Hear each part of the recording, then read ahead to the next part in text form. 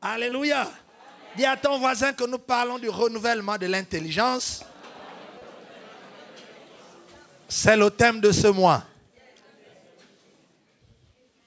Le renouvellement de l'intelligence. Merci, le renouvellement de l'intelligence. Alors nous avons inversé.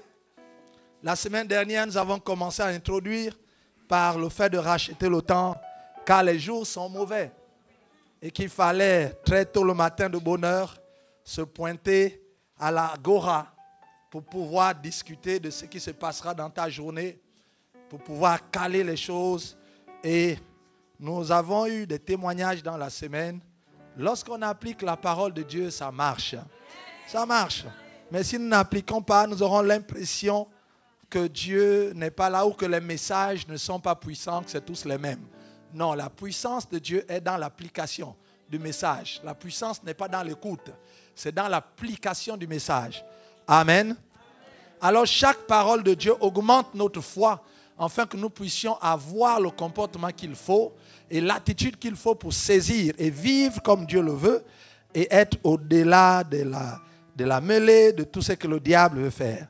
Alors, dis à ton voisin, bienvenue dans le royaume de Dieu. Donc aujourd'hui, nous continuons toujours dans le renouvellement de l'intelligence. Et aujourd'hui, nous ajoutons juste un élément et nous allons parler de... nous allons d'abord lire le verset avant de donner le titre pour ceux qui aiment noter, qui ont des agendas bien à jour. Alors, nous sommes dans Romains chapitre 12, les versets 1 à 3 que nous connaissons tous. Du moins pour ceux qui ont déjà duré à l'église ou qui ont déjà lu la Bible plusieurs fois. Nous connaissons ce verset, nous n'avons même plus besoin de lire. On peut les réciter. Je vous exhorte donc, frères, par les compassions de Dieu, à offrir vos corps comme un sacrifice vivant, saint, agréable à Dieu, ce qui sera de votre part un culte raisonnable. Ne vous conformez pas au siècle présent, mais soyez transformés par le renouvellement de l'intelligence, afin que vous discerniez quelle est la volonté de Dieu, ce qui est bon, agréable et parfait. Amen. Waouh! Alors c'est notre verset de base. C'est pourquoi dans le renouvellement de l'intelligence, nous allons voir en quelques minutes de la conformation à la transformation. Nous partons de la conformation à la transformation. Dis à ton frère que accroche-toi.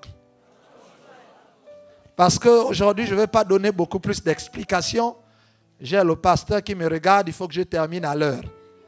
Donc, il faut t'accrocher. Vraiment, si tu n'aimes pas lire la parole de Dieu, tu auras du mal à suivre. Mais si tu suis la lecture de la Bible en un an, je t'assure que ça va aller beaucoup plus vite. Amen. Donc, sois attentif et ne perds pas le temps à demander à ton voisin les versets. Qu'il a donné quel verset? Faites attention souvent parce que ça peut mal tourner. Il y a une sœur un jour qui était arrivée en retard au message. Elle a demandé le thème à un frère qui était à son côté. Elle demande c'est quoi le thème du message. Donc, il dit c'est quoi le thème? Le frère a compris, je t'aime. Donc, le frère aussi dit moi aussi depuis longtemps je t'aime. Elle dit non, non, non, je demandais le thème du message. Voilà. Donc, attention des déclarations en plein message. Voilà pourquoi il faut suivre. Alléluia. C'est important. Donc, il faut suivre. Ne te dis pas, le mari va noter, je vais lire à la fin ou la femme. Non, toi-même. Amen. De la conformation à la transformation. Il dit, ne vous conformez pas au siècle présent, mais soyez transformés. Donc, il y a conformer et transformer. Et là-dedans, il y a la forme. Il y a une forme, c'est-à-dire qu'on se conforme, on prend avec la forme et on transforme. Bien donc, on transcende cette forme-là. C'est ce qu'on va voir. Il dit, ne vous conformez pas au siècle présent, mais soyez transformés par le renouvellement de l'intelligence. Ne pas se conformer est lié à ce qui est noté avant. Voilà. C'est qu'on va faire juste un message expositoire pour pouvoir exposer sur ces versets, pour ne pas aller long et ne pas finir à 13 heures. La conformation dit, ne vous conformez pas au siècle présent. Alors, pour être transformé et ne pas se conformer au siècle présent, il y a un préalable. Le préalable, c'est l'exhortation qu'il donne avant. Il dit, je vous exhorte donc, frères, par les compassions de Dieu, à offrir vos corps comme un sacrifice vivant, saint et agréable à Dieu. Il nous exhorte ou encore le Saint-Esprit nous exhorte à sacrifier, à offrir nos corps à Dieu comme un sacrifice vivant, saint, agréable à Dieu. Nous devions donc offrir nos corps à Dieu. Donc nos corps, c'est-à-dire notre humanité, notre force, tout ce que nous avons à Dieu. Et nous devions l'offrir comme un sacrifice. Ça veut dire que nous nous sacrifions en nous offrant à Dieu. On ne peut pas s'offrir à Dieu sans se sacrifier. Donc je ne peux pas dire, Seigneur, je m'offre à toi. Non, si je m'offre à toi, ça veut dire que je me sacrifie. Ça veut dire qu'en fait, ce n'est plus ma volonté, c'est sa volonté. Ça veut dire que lui, il est prioritaire sur tout ce que j'ai.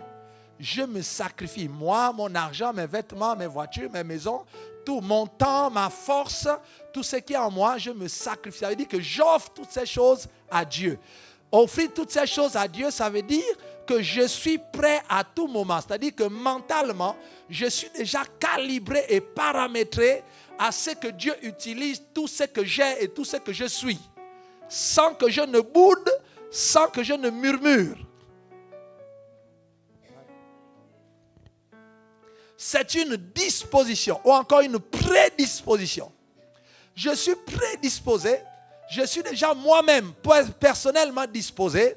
Non seulement je suis chrétien, enfant de Dieu, mais étant enfant de Dieu, je suis disposé à tout laisser entre les mains de Dieu. Si Dieu veut ma voiture, c'est bon. Dieu veut ma maison, c'est bon. Si Dieu me veut à l'église toute la nuit, c'est bon. Si Dieu veut ma force, que j'aille soulever les choses, c'est bon. Si Dieu veut mon argent, c'est bon. Si Dieu veut, je suis prédisposé. Je suis déjà disposé.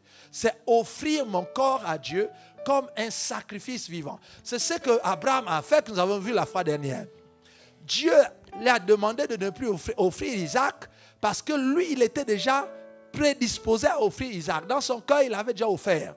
Donc Dieu a dit que ce n'est plus la peine de passer à la pratique puisque ce que j'attends, ce n'est pas d'abord l'acte, mais c'est d'abord l'attitude dans le cœur, l'état du cœur.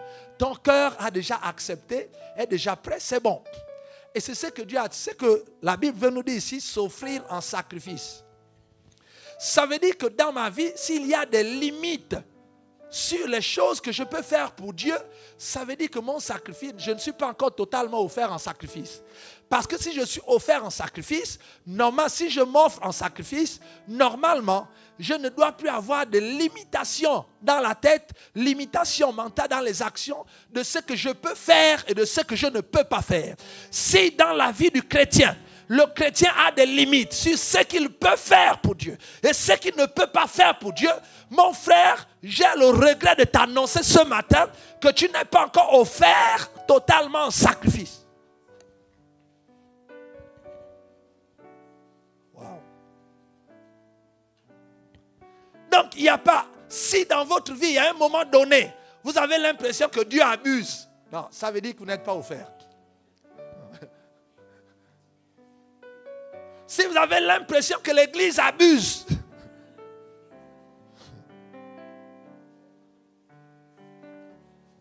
ça veut dire que ce verset-là n'est pas encore totalement accompli. Dieu exhorte qui? Les enfants de Dieu. Quels enfants de Dieu? Ceux qui sont nés de nouveau, baptisés du Saint-Esprit, remplis de dons spirituels. Il exhorte qui? Les pasteurs, les gens qui avaient déjà les ministères, les dons, il dit, je vous exhorte à offrir. Donc, le fait d'être né de nouveau ne veut pas dire que tu t'es offert. Ça veut dire que tu as accepté Jésus et tu crois en lui. Ça ne veut pas dire que tu t'es déjà offert. L'action de s'offrir n'est pas une action du Saint-Esprit. Est-ce que quelqu'un me comprend? Ce n'est pas le Saint-Esprit qui va te pousser à t'offrir. Parce que si l'Esprit de Dieu, si la puissance de Dieu te pousse à t'offrir, alors là, il y a comme une petite combine. Il y a comme une tricherie quand même. Parce que ça doit venir de toi. C'est une volonté personnelle. Je suis en train de dire, dis à ton voisin qu'on va rentrer maintenant dans le message. Il ne faut pas être dispersé. Pourquoi tu es là, tu regardes, tu penses au poulet à la maison, Cécile. Arrête, écoute la parole. D'une manière active et décide de changer. Prends ce que Dieu te donne et change. Il ne faut pas être... non, non, non. S'il y a quelqu'un autour de vous qui est un peu à bouger, le dit que suis. Il s'agit de toi. C'est important. Il dit s'offrir en sacrifice. Ce n'est pas une action du Saint-Esprit. Ce n'est pas le Saint-Esprit qui va t'offrir. Ce n'est pas l'onction qui va t'offrir. Ce n'est pas la puissance de Dieu qui va t'offrir. Seigneur, donne-moi la force de m'offrir. Ou bien Seigneur, offre-moi. Non, non, non. Ce n'est pas ça. Dieu n'offre pas les gens. Dieu ne force, c'est à toi-même. Ça veut dire que l'action de s'offrir est une action qui se fait sans la puissance de Dieu.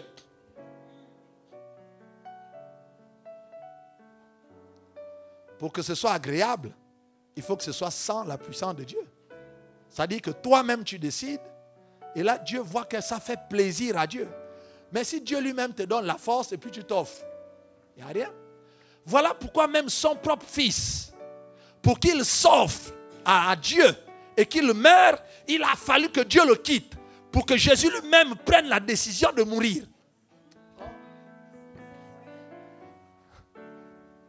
Pour que la mort de Jésus ne soit pas soutenue par la puissance de Dieu. Non, il doit décider de mourir sans l'onction de Dieu, sans la force de Dieu, sans le Saint-Esprit lui-même. Jésus, homme, décide de mourir dans la douleur.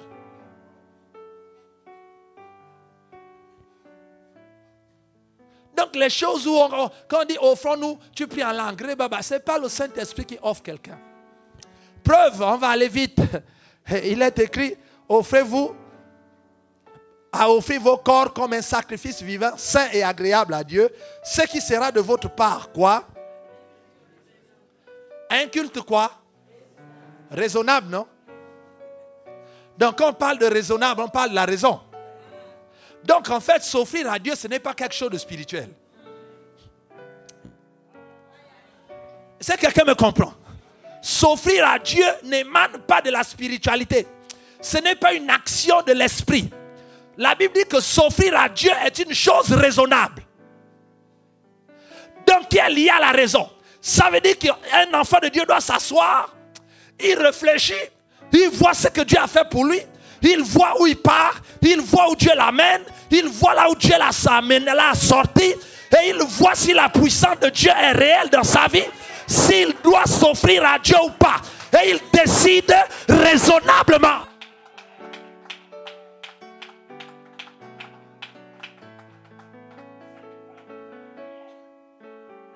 Affaire de prière pour dire pendant que je priais et puis le Saint-Esprit m'a dit offre-toi, offre-toi, offre-toi. Je ne sais même pas pourquoi je m'offre et puis j'ai dit Seigneur je m'offre. Non! La Bible dit que le fait de s'offrir à Dieu est vu dans le ciel comme un culte, mais un culte pas spirituel mais raisonnable. Ça veut dire que l'homme sans Dieu s'assoit avec sa raison, réfléchit pour voir s'il doit s'offrir à Dieu ou pas. Il met les arguments raisonnables d'une manière logique et il voit si ce que Dieu a fait pour lui mérite qu'il s'offre à Dieu et qu'il s'abandonne totalement à Dieu. Il met les arguments, thèse, antithèse, synthèse. Pourquoi je dois m'offrir à Dieu? Pourquoi je ne dois pas m'offrir à Dieu? Conclusion, je m'offre à Dieu. Et je m'offre à Dieu d'une manière raisonnable. Je décide intelligemment de m'offrir à Dieu au vu de toutes les preuves et de tout l'argumentaire que Dieu a fait dans ma vie. C'est un choix intellectuel et raisonnable.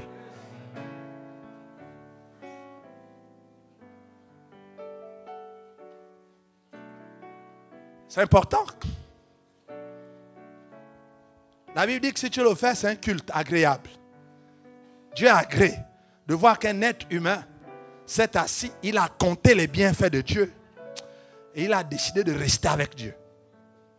Sur la base des innombrables, du poids des arguments de ce que Dieu a fait dans sa vie.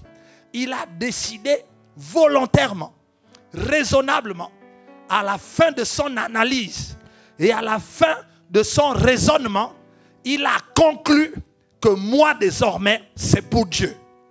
Tout ce que j'ai c'est pour Dieu. tout ce que je suis, c'est pour Dieu. Avec Dieu, c'est maintenant nos limites. Je m'offre totalement. Dieu dit, ah, voilà.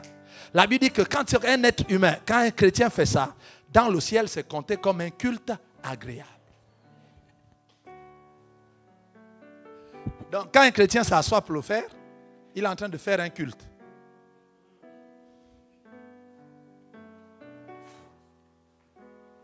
Donc, à ce niveau-là, ce n'est pas une affaire de je ne connais pas beaucoup de versets, je n'ai pas l'onction, je n'ai pas, en fait, je ne suis pas encore comme le pasteur, je ne suis pas avancé dans la spiritualité. En fait, quand je comprendrai, je verrai un peu si. Non, ce n'est pas une affaire, non, c'est une affaire de raison. Ça n'a rien à voir avec l'onction, la connaissance des versets. C'est d'abord une affaire de raison. Est-ce que raisonnablement tu as décidé de t'offrir à Dieu? Ou bien tu viens à l'église, tu es chrétien, tu veux seulement être sauvé et bénéficier de ce que Dieu et de ce que le salut donne. En étant un chrétien avec des limites. Non, à partir de 22h, je ne peux plus aller à l'église. Ah non, non, non, non, non. Ah non, non, non. Il n'y a pas de raison qu'à 3h, je me lève. Non, c'est l'heure de dormir. Non, c'est pas, c'est ceci, c'est là. Quand on dit, je ne viendrai pas à la réunion parce que en fait, je sors du boulot, 16h et puis 16h30, je suis fatigué. Le temps d'aller à la maison et revenir à la réunion, non, c'est pas possible. Donc vraiment, moi, je ne pourrais pas être parce que ceci, c'est là. Mon frère, c'est pas une affaire de, c'est une affaire de limite que tu as placée. C'est-à-dire que ton culte raisonnable, là, c'est quoi? Qu'est-ce que Dieu doit prendre dans ta vie et qu'est-ce que Dieu n'a pas le droit de prendre? Où est-ce que tu as placé le curseur des limites? Lorsque les gens sont sans limite, lorsque les gens s'offrent à Dieu, vous avez l'impression que c'est comme s'ils vivaient une autre vie où ils sont sur une autre planète. On a tous la même vie, mais comment tout le temps lui il est là? Pourquoi tout le temps c'est lui? Mais comment il fait? Ce n'est pas qu'il est plus chrétien que toi, non. C'est parce qu'il s'est offert. Donc pour lui, il n'a plus de problème à changer son programme de la journée. Parce qu'il s'offre à Dieu. Si le responsable, le pasteur, a oublié d'annoncer dimanche qu'il y a réunion lundi, on l'appelle lundi à 17h pour une réunion à 18h, il est présent. Il ne dit pas non, non, non, les choses doivent être bien organisées. Normalement, il faut programmer. Hier, nous étions ensemble. On n'a pas vu une programmation claire. On ne nous a rien dit. On ne peut pas choper les gens comme ça. Nous sommes quand même les responsables. Il faut quand même ceci. Ce n'est pas normal. Ce n'est pas une heure qu'on doit demander de modifier le programme. Ah non, je ne pourrais pas être parce que je n'ai pas été averti à temps. Soit vous avez raison. C'est une erreur et une faute pour celui qui dirige et celui qui a programmé la réunion. Ça veut dire qu'il doit s'améliorer. Parce que nous devions servir Dieu sans murmure. Donc il faut s'organiser de telle sorte que les gens se préparent. Ça c'est normal. Mais en attendant que ton responsable change et qu'il lui-même aussi soit transformé à ce niveau-là, toi qu'est-ce que tu fais? Qu'est-ce qui doit se jouer? C'est ton culte raisonnable qui doit maintenant prendre le relais. Dieu me veut à 18h alors qu'il est 17h, je m'en vais. Je me suis offert. Il n'y a pas de raison. Wow. J'ai une devise, tant que je respire, tant que je marche sur mes pieds, si je peux marcher de ma chambre jusqu'au salon, c'est que je peux marcher pour aller à l'église. C'est simple.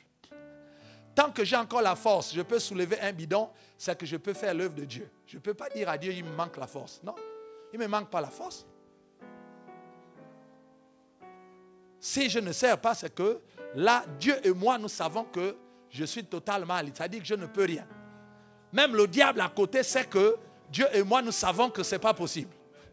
Donc tout le monde est en accord. C'est-à-dire que si je ne sers pas Dieu, même le diable sait que, ah oui, là, il ne peut plus servir Dieu. Là, vraiment, c'est-à-dire que tout le monde des ténèbres et le royaume de Dieu sont en accord lorsque moi, je ne sers pas Dieu. Même le diable dit que oui, Seigneur, là, tu as raison. Ton fils, là, souvent, je ne l'ai jamais vu comme ça. Là, c'est celui qui doit être vraiment alité. C'est la seule fois où les deux sont d'accord. Parce qu'en temps normal, lui, il devait déjà m'échauffer. Mais là, je vois que je suis tranquille. Là. Non, c'est sûr qu'il est vraiment occupé. C'est important. Et il faut toujours se poser cette question. Ça, c'est un choix. c'est un choix raisonnable, c'est un choix volontaire, c'est un choix intellectuel. Il n'y a pas encore de spiritualité là-dedans. Donc ne te dis pas que je suis nouveau converti. En fait, ça ne me regarde pas. Au fur et à mesure que je vais m'affermir, je vais plus servir Dieu. Faux! Ça, c'est un mensonge de Satan. À tous ceux qui l'ont reçu, leur a donné le pouvoir de devenir enfants de Dieu. Point final, et on avance. Donc, demande à ton voisin quelles sont tes limites.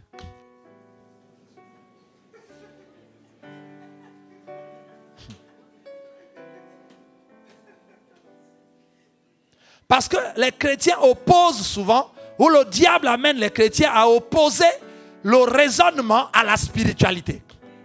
Dire ah non, tout le temps, on programme des réunions, Dieu a dit, mais quand même, quand on y réfléchit, on trouve quand même qu'il faut du temps de ceci, de... Non, la Bible dit que se donner à Dieu, c'est un culte raisonnable. Ce n'est pas une affaire d'abord de spiritualité. On ne se donne pas à Dieu par révélation. Non, c'est par raison.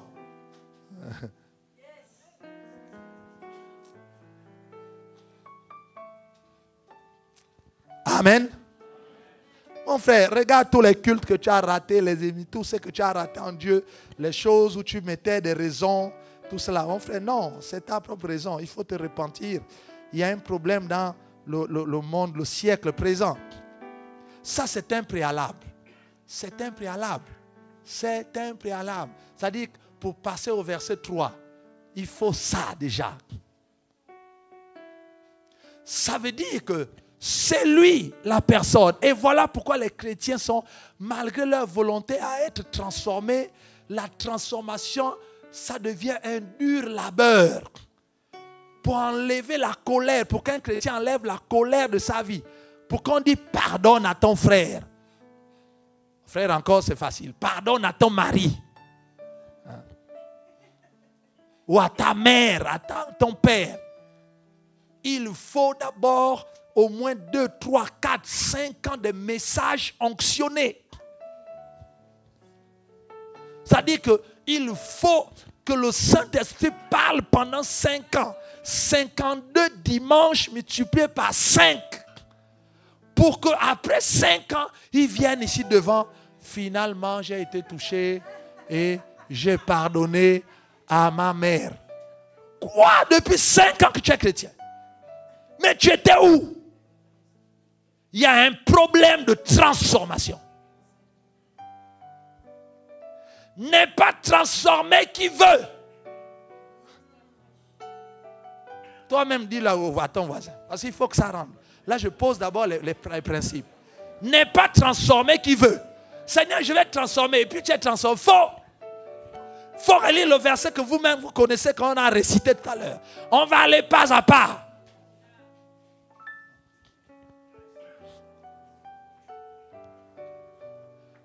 Seigneur, transforme-moi. Ce n'est pas Dieu qui transforme les gens. Lisez le verset. On est transformé par quelque chose. On n'a pas dit par le Saint-Esprit.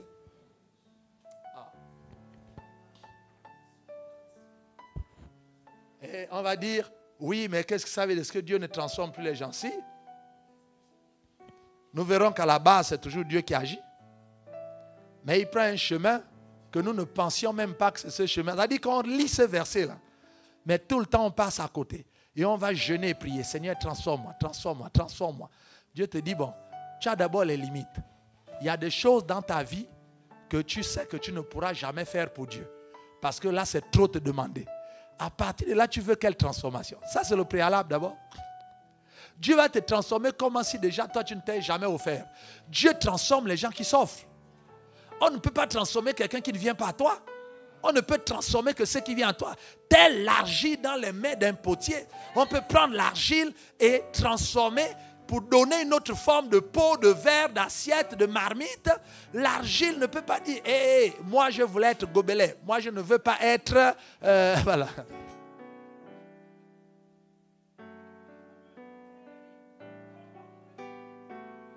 Comment voulons-nous que Dieu nous transforme si on n'est pas entre ses mains comme de l'argile devant un potier?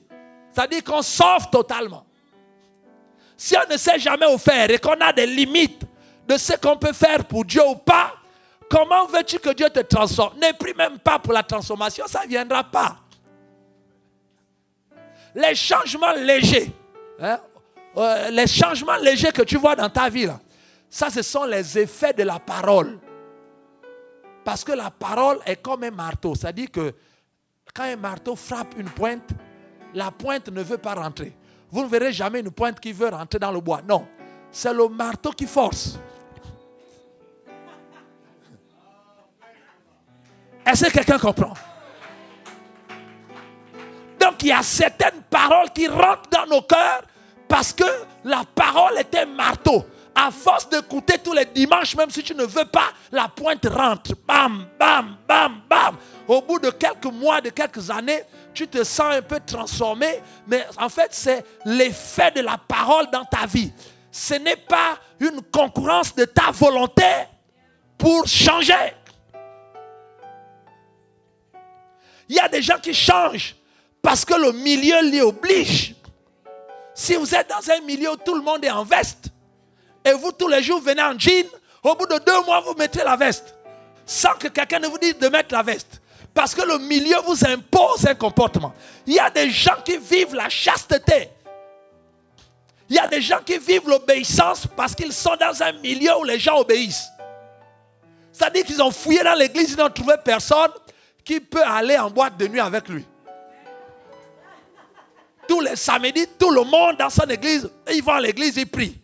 Donc quand il cherche quelqu'un pour aller en boîte, il n'y a personne, il est obligé de venir à l'église. Donc il est en train, il pense qu'il est transformé, il n'est pas transformé. En fait, la parole de Dieu l'oblige à rentrer dans un canevas. Mais lui-même, il va aller en boîte. Oh. Alléluia. Il y a des gens qui sont dans cette église-là qui aimeraient bien draguer les sœurs en Christ, comme ils le faisaient dans d'autres églises. Mais ils sentent que là, ici, ce n'est pas possible. Ah non, non, non. Parce que chacune, ici, on a l'impression que le visage brille, il y a la lumière de Dieu, il y a la crainte. Donc, on est obligé d'être frères. Est-ce que quelqu'un me comprend?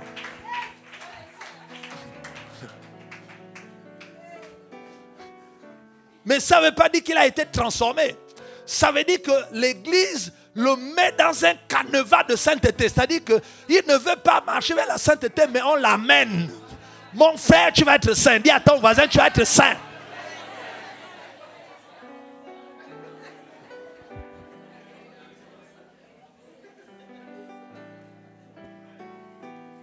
Il ne peut plus sortir du canevas. Il a déjà amené la lettre de recommandation. On l'a lu. C'est fini. Tu es condamné à être saint. Dieu ne veuille pas. Mais ça ne veut pas dire que les gens sont transformés. Arrêtez l'église pendant 1 mois, vous allez découvrir qui est transformé et qui n'est pas.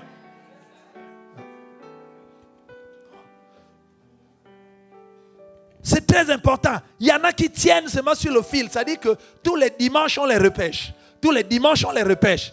Le week-end, c'est-à-dire la semaine, comme ils ne sont pas transformés, le monde les attire tellement. C'est-à-dire qu'il est déjà, samedi, il est déjà au bout du précipice.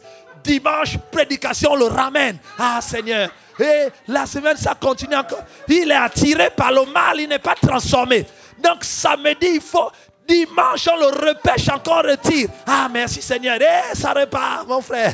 Tu as besoin d'être transformé. Dis à ton voisin, il faut que tu sois transformé.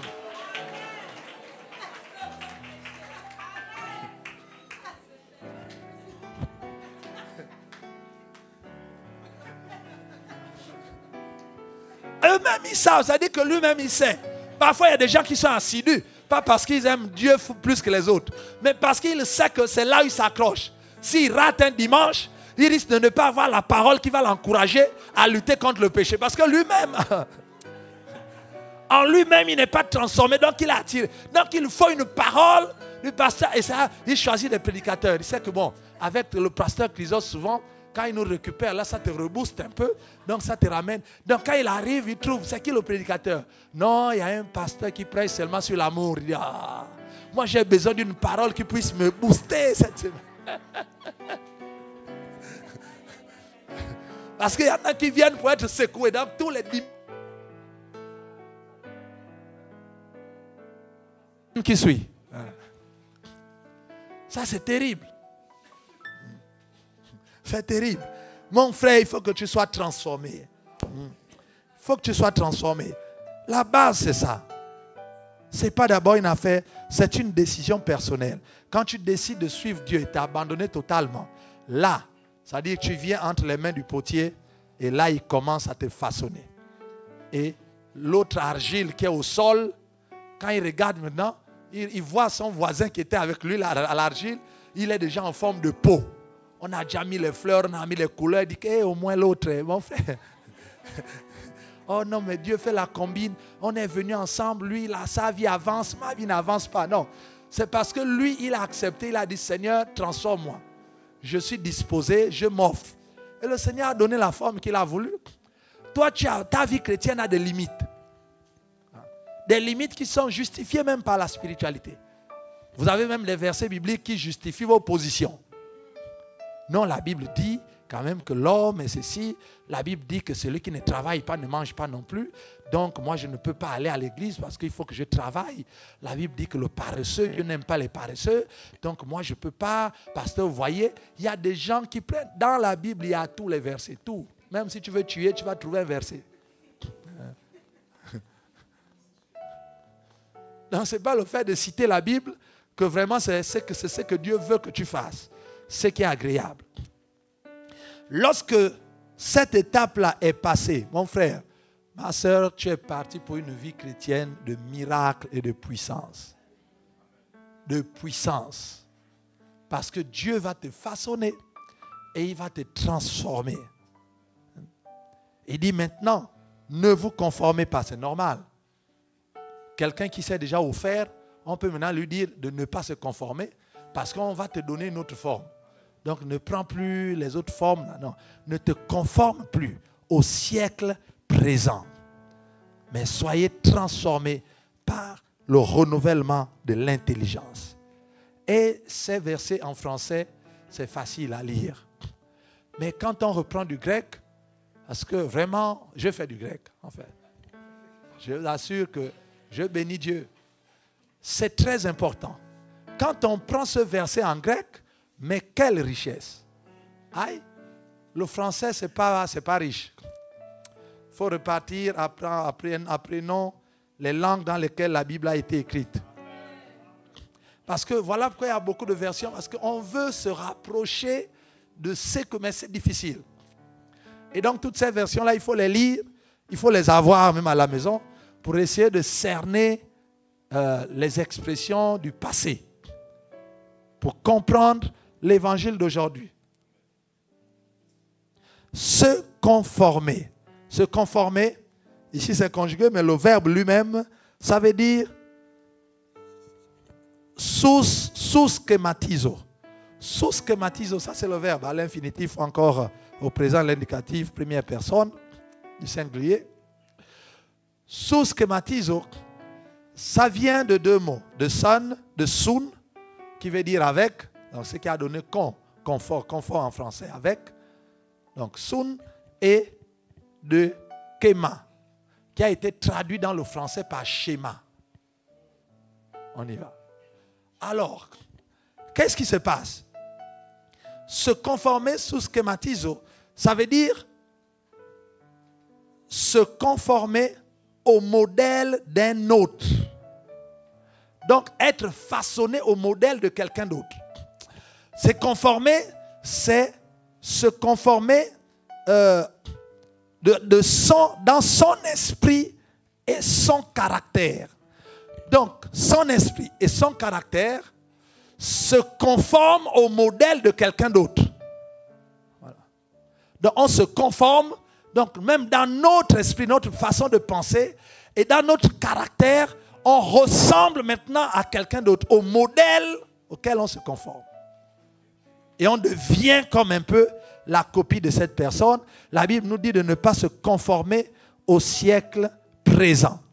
Ça veut dire que ne pas adapter son esprit au siècle présent, à l'esprit du siècle présent. Et il ne faut pas adapter, il ne faut pas prendre pour modèle dans son caractère le caractère du siècle présent. Voilà. Donc de notre monde actuel. Voilà pourquoi dès que Pierre a prêché l'évangile par le Saint-Esprit, les 3000 personnes sont converties. La suite, c'était fuyer ce monde perverse. Ne pas se conformer à ce monde. Ça, c'est un préalable dans la vie chrétienne. Ne pas se conformer. Or, schématizo, et si on parle de schéma, c'est l'ensemble comprenant tout ce qui est dans une personne qui frappe le sens, le visage, le port, le discours, les actions, la manière de vivre. Donc, en fait, lorsqu'on parle de schéma, ou le schéma, c'est-à-dire qu'on se conforme au sens, le visage, le port, donc les discours, les actions, la manière de vivre. Lorsqu'on se conforme dans les discours, donc dans notre manière de parler, dans les sens. Donc, les 5 sens, la façon de ressentir les choses. On les ressent déjà comme le monde, on parle comme le monde, comme cet esprit. On a le visage du monde, le visage. C'est-à-dire quand on te regarde, on ne voit même pas un chrétien, c'est comme un mondain.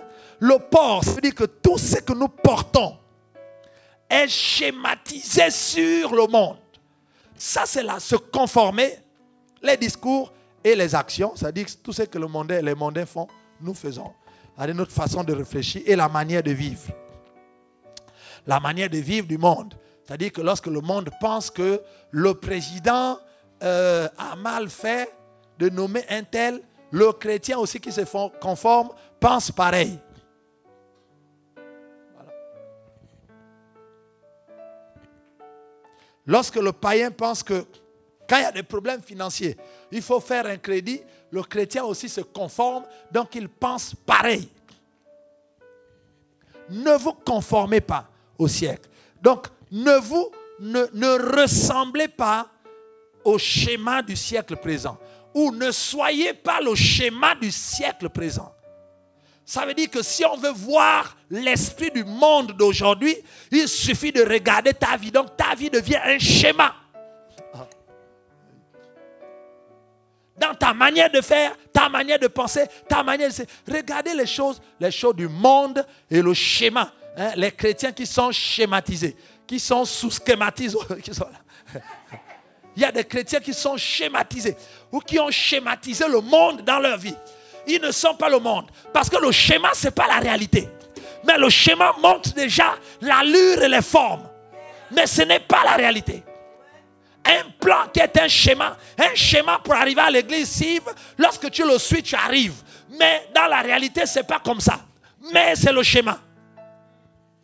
Quand on regarde les chrétiens qui sont schématisés, ce sont des chrétiens, quand vous regardez leur vie, ce n'est pas exactement le monde, mais en même temps, on sent qu'il y a le monde. C'est un schéma. Schéma d'une maison, il n'y a pas de couleur, il n'y a pas de porte, il n'y a pas de ceci, mais c'est un schéma. Quand on regarde le schéma, on voit comment la maison sera. Mais quand on regarde la maison réalisée, on dit, oh, mais c'est un peu mieux, mais ce n'est pas un peu la même chose, mais c'est la même chose. Les chrétiens qui ont schématisé le monde dans leur vie. C'est-à-dire quand vous regardez ces chrétiens vivre, vous voyez le schéma du monde. Un peu la façon du monde de faire, mais en même temps, ce n'est plus vraiment le monde.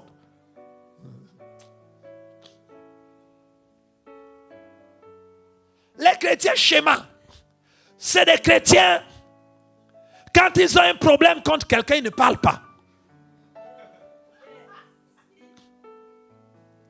Parce que ça, c'est l'esprit du monde. Dans le monde, on ne parle pas, on critique.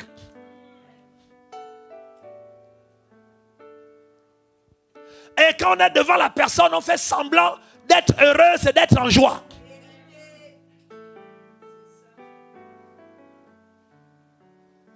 Voilà un chrétien schématisé, c'est-à-dire qu'il marche avec le discours du monde. La manière de vivre du monde. Parce que c'est ce que les païens font. A beau dire que la Bible dit que quand ton frère a péché, va le voir. Jamais. Combien de gens dans l'église vont voir? Pourtant, c'est écrit. Mais la personne ne peut pas faire. En fait, elle n'est pas transformée. Il y a des versets là, c'est pour les transformer. Vous pouvez frapper la parole, là, ça revient toujours là. C'est toujours le même comportement. Oh, je ne veux pas déranger. Oh, je ne veux pas que mon nom soit cité dans l'église. Oh, je ne veux pas qu'on dise que c'est moi qui ai fait. Je ne veux pas les problèmes. Oui, moi, c'est toujours moi, on m'accuse toujours. Moi, je ne veux pas. En fait, je n'aime pas faire du mal aux gens. Je préfère que chacun gère sa vie. Je ne m'immisce pas dans la vie des gens. Voilà. Moi, je ne regarde pas ceci. De toutes les façons, même s'ils m'ont fait du mal, ce n'est pas grave. J'ai d'âme dessus. Voilà. Voilà. Tout ce schéma du monde. Mais la personne qui parle comme ça, c'est la même personne qui a prophétisé hier. Donc du coup, on regarde. C'est le monde ou c'est Dieu? Bon. En tout cas, on voit l'Esprit de Dieu agir. Souvent, ces prophéties et ces rêves se réalisent. Ce sont des songes. On voit l'Esprit de Dieu. Quand la personne chante, on voit la puissance. Quand la personne prêche, on voit l'onction. Quand la personne prie, on sent, il y a la présence de Dieu. Mais quand on voit l'exagissement de la personne, on voit le schéma de l'esprit du monde. Bon. Est-ce qu'il est vraiment... Non, ce n'est pas un mondain. Non, c'est un enfant de Dieu né de nouveau. Mais en même temps, on ne sait plus où la classe. Est-ce que c'est vraiment... Non, la personne n'est pas totalement... La personne ne s'est pas donnée totalement. La personne n'est pas offerte totalement en sacrifice. Si vous étiez offerte en sacrifice, vous n'auriez pas de mal à dire la vérité aux autres. Parce que quelqu'un qui s'est déjà sacrifié, cabri mort, n'a plus peur.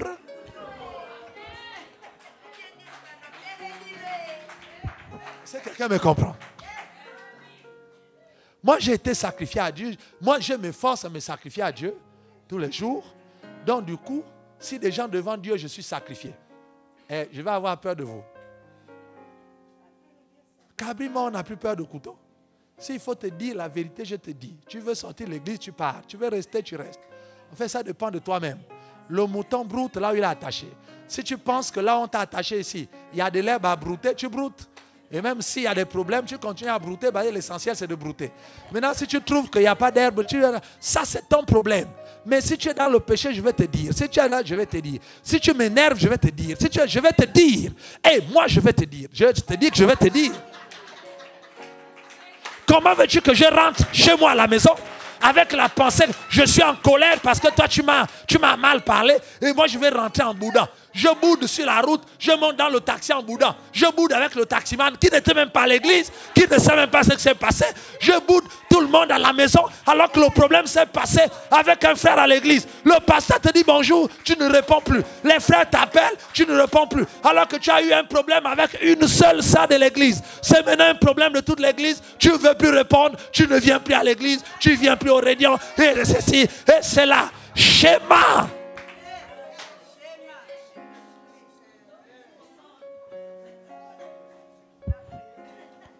On ne sait plus où te classer. Quand on prie avec toi, on sent l'onction. Mais quand on entend ce que tu fais, on dit oh. Finalement, c'est quoi?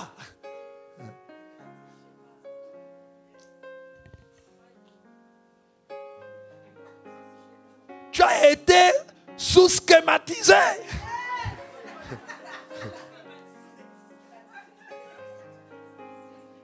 Conforme au monde.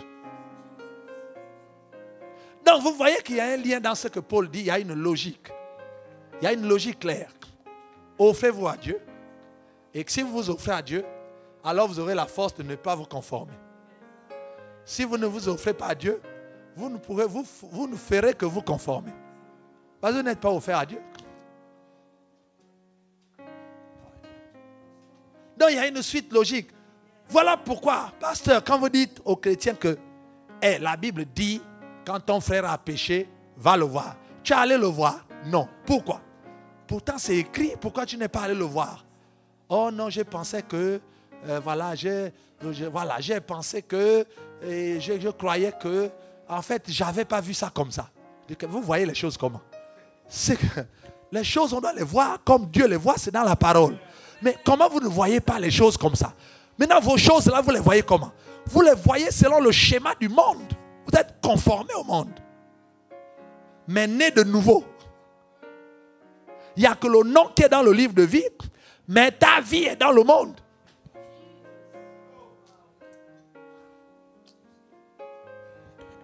Pourquoi Pourquoi c'est dur d'obéir à Dieu, de faire ce que Dieu dit de faire? Parce qu'on n'est pas sacrifié. On n'est pas sacrifié. Donc parfois on fait le suivi. On force des gens à être transformés alors qu'elles n'ont même pas décidé de se donner totalement à Dieu. Voilà pourquoi le suivi devient lourd dans les églises d'aujourd'hui. Regardez le suivi dans la première église. C'était simple. Choisissez quelques diacres. 7 diacres pour minimum 3000 personnes. Bon, avec le temps, c'est agrandi. Peut-être qu'ils étaient à 5000 personnes. 7 diacres ont suffi pour gérer le suivi de 5000 personnes ou 3000 personnes minimum. 7 diacres, 7. Regardez nos églises, on a déjà des techniques de 1 diacre pour 10 fidèles, un ancien pour 50. Une église de 250 personnes, on a 12 diacres, 15 diacres. Combien de pasteurs stagiaires on a même inventé, intégré d'autres étudiants, pasteurs stagiaires, pasteurs référents. Donc on a gonflé pour essayer de contenir le peu de 300 personnes là pour les canaliser dans la sainteté. Dur. Pourquoi? Parce que la majorité ne sont pas transformées.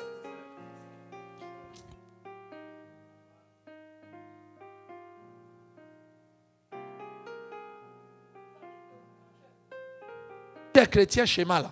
Ça veut dire que quand le monde te regarde, en fait, tu donnes des indications au monde. Donc le monde, puisque un schéma est là pour diriger, c'est-à-dire que quand on va aller vers la convoitise, on sait que bon, il faut passer par toi. Quand on va aller vers les critiques, toi tu montres un schéma de quelqu'un, voilà, tu critiques. Donc tout le monde voit que si je veux critiquer les gens, c'est avec tel. Parce que toi tu as le schéma. Tu as le schéma qui montre la critique. Sinon, pourquoi tout ce que tu connais dans l'église, moi je ne connais pas? Pourtant, je suis pasteur premier. Mais pourquoi tu connais toutes les histoires bizarres, de toutes les choses croustillantes, des événements, des choses qui font des piquants là, les trucs qui alimentent le Congo, ça, toutes les petites choses que les chrétiens font dans les secrets, tu connais. Même moi, le pasteur premier, je ne connais pas. Pourquoi cette différence? Parce que quand les gens me regardent, ils ne voient pas un schéma sur lequel on peut aller critiquer. Mais si toi on voit, voilà pourquoi on t'amène toutes les mauvaises nouvelles de l'église, tu es au courant. Parce que quand on regarde ta vie, on voit le schéma de critique.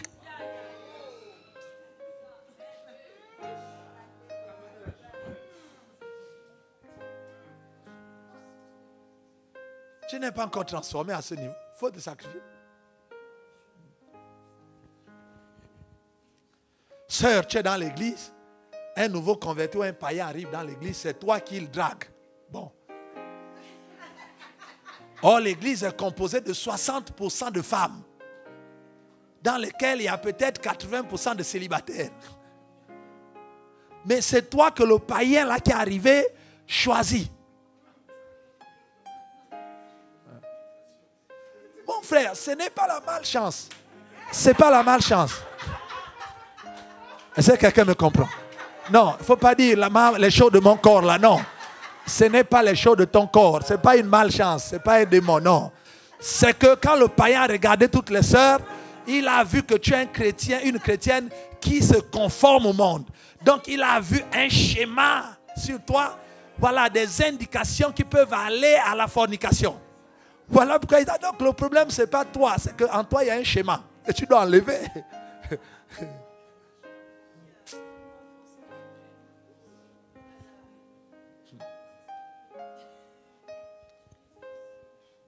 C'est terrible. Les gens qu'on vous prend à la fin du culte pour faire les prophéties, les pseudo-prophètes qui arrivent dans l'église non reconnus et qui font des prophéties dans les quartiers. Pourquoi dans toute l'église c'est toi qui le choisis à la fin du culte? Mon frère, viens. Parce que quand je priais chez moi à la maison, j'ai vu quelque chose. Il y a beaucoup de frères, les HDD sont nombreux dans l'église. Pourquoi c'est toi qui le choisis pour venir déverser ces prophéties de Python, des esprits de Python sur toi pour te détourner de la vérité? Pourquoi c'est toi qui l'as choisi? Parce que quand on te regarde, on voit un sous-schématiso en toi. Tu n'es pas totalement transformé.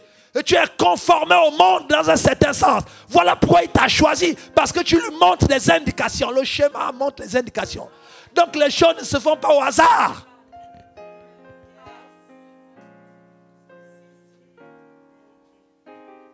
Wow.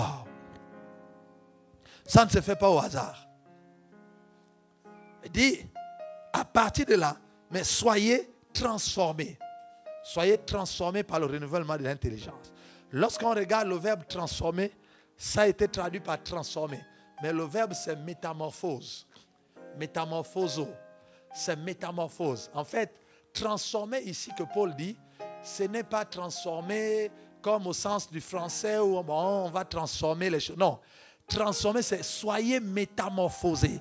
Donc, changer de forme. Ça veut dire que vous devez, si vous êtes une chenille, vous devenez papillon. Ça veut dire qu'entre les deux formes, il n'y a pas de lien. Quand on regarde un papillon, on ne peut pas savoir que c'était une chenille avant. C'est ça la transformation. Dieu prend quelqu'un qui était dans la boue du péché, dans le désordre, et quelque temps après, quand on regarde, quand elle est transformée, il n'y a plus de lien entre sa vie du passé et sa vie présente. Quand on la regarde, vous ne pouvez même plus savoir que c'est celle-là qui courait les rues. C'est celui-là qui était bagarreur. C'est celle-là. Il y a une transformation totale. La forme d'avant a changé et une nouvelle forme est arrivée. Il y a eu un temps de transformation, un temps de métamorphose. Et le temps de métamorphose, les animaux qui se métamorphosent, les insectes, pendant la métamorphose, ils ne font rien. Ils se laissent abandonner. Quelqu'un me comprend?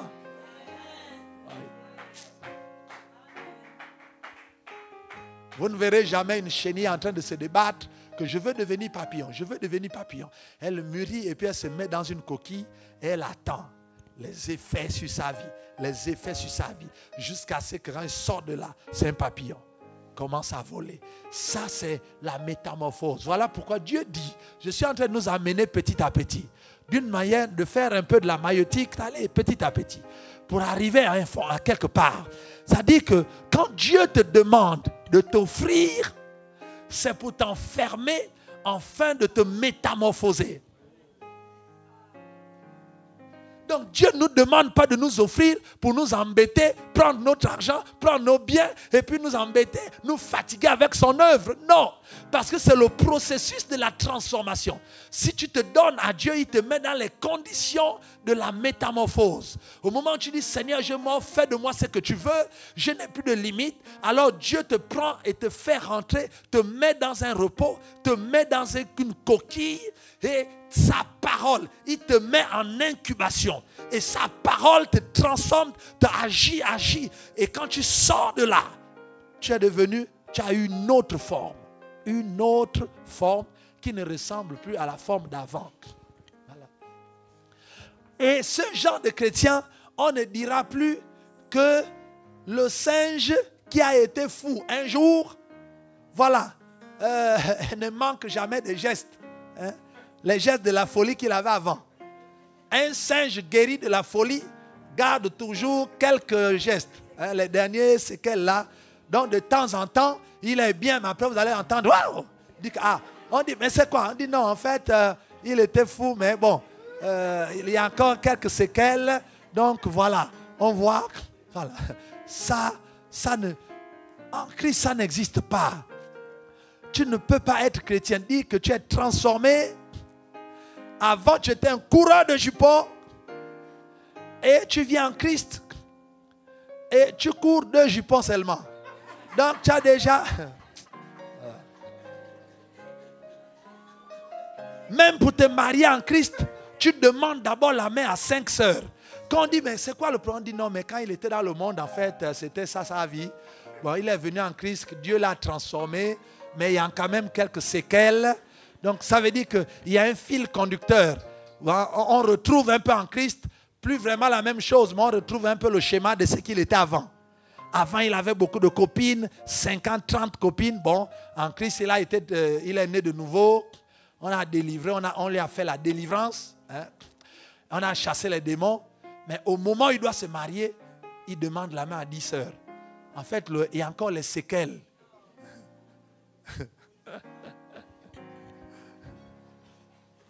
Ce n'est pas ça la transformation de Dieu. Dieu, c'est pas ça. Dieu fait de la métamorphose. Ça veut dire quand on regarde ta vie en Christ et la vie passée, il n'y a plus de lien.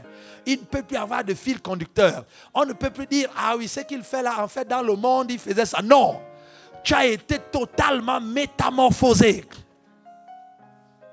Tu ne peux pas dire qu'en Christ, quand tu étais dans le monde, tu gardais la colère jusqu'à... C'est-à-dire que c'est même quand la personne veut déjà mourir, c'est là où tu viens te repentir pour finir. Pour ne pas qu'elle parte avec... voilà. J'ai vu deux sœurs en France. 2 sœurs françaises, pas africaines, françaises. Ça faisait 23 ans, elles ne se parlaient plus, pas. À cause de problèmes de famille. 23 ans. Et les 2 habitent à 100 mètres. C'est-à-dire que la maison de l'une est ici, la maison de l'autre est à Prix-en-Port là-bas. Mais elles ont fait 23 ans sans se voir, sans se parler. Je dis que ouais, ça c'est quel genre de colère? Quel genre de colère? C'est quoi le problème? Il y a des gens comme ça, remplis de colère, et quand ils arrivent dans l'église, en Christ, avant, quand elle était en colère, elle faisait au moins 1 mois sans parler au mari. Maintenant qu'elle est transformée selon elle, sa colère, ça fait déjà 1 semaine. Mais on sent encore qu'il y a toujours la colère. Et puis elle dit non, je fais des efforts, le Seigneur est en train de me transformer. Et donc, vraiment, après 5 ans, la colère fait 1 semaine, c'est plus 1 mois. Après 10 ans, la colère fait maintenant 2 jours. Après 15 ans, la colère fait 1 jour. 20 ans de vie chrétienne, la colère fait 2 heures. Hein? Donc, on voit une évolution dans la transformation. Oh, est-ce que quelqu'un peut acclamer le Seigneur?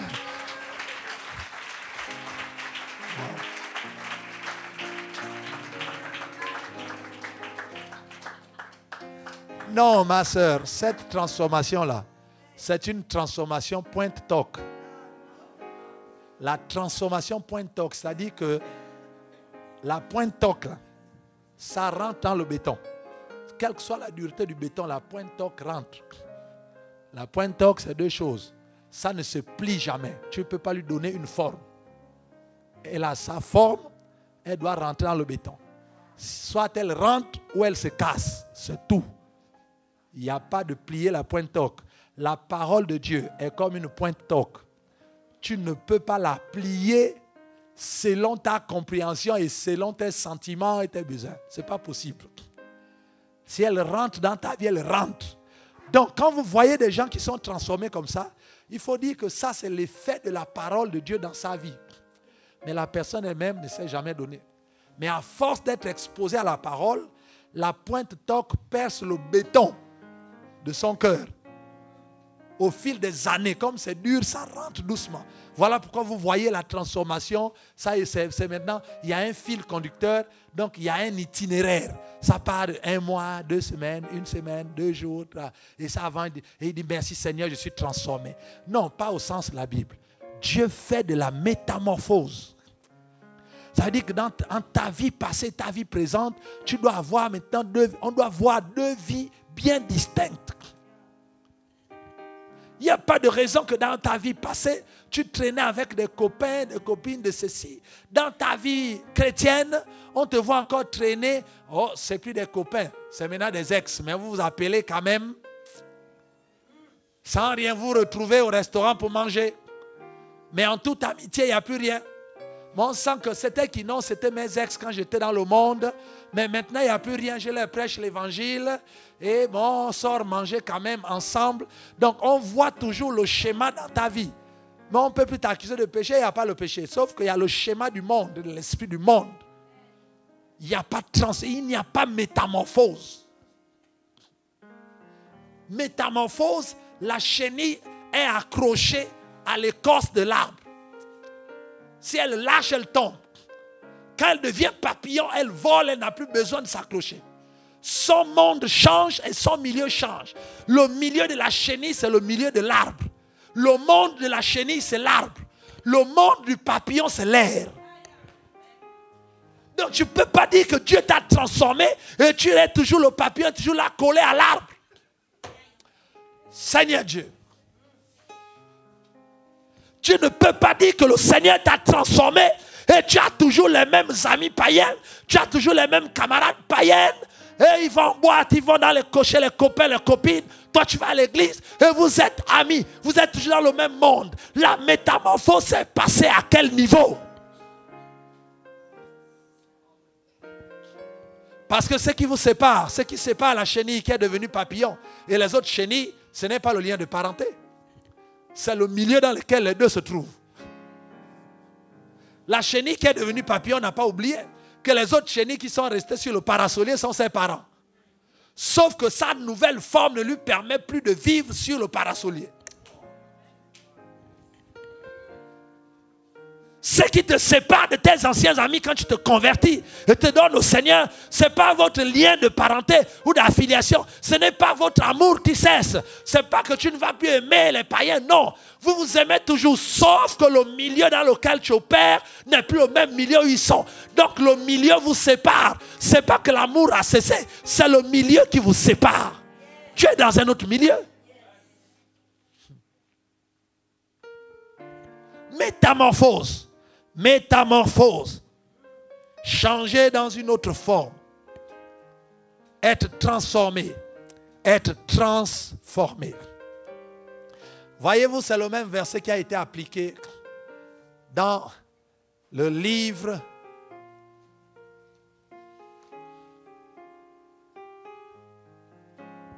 Soyez transformés. C'est ce qui a été appliqué dans le livre de Matthieu. Matthieu au chapitre 17. Souvent, quand on lit ces passages, parfois on n'a pas le fil conducteur, mais Matthieu chapitre 17, verset 1 à 5 nous dit, 10 jours après, Jésus prit avec lui Pierre, Jacques et Jean, son frère, et les conduisit à l'écart sur une haute montagne. Il fut transfiguré devant eux, son visage resplendit comme le soleil, et ses vêtements devinrent blancs comme la lumière. Et voici Moïse et Élie lui apparurent, s'entretenant avec lui.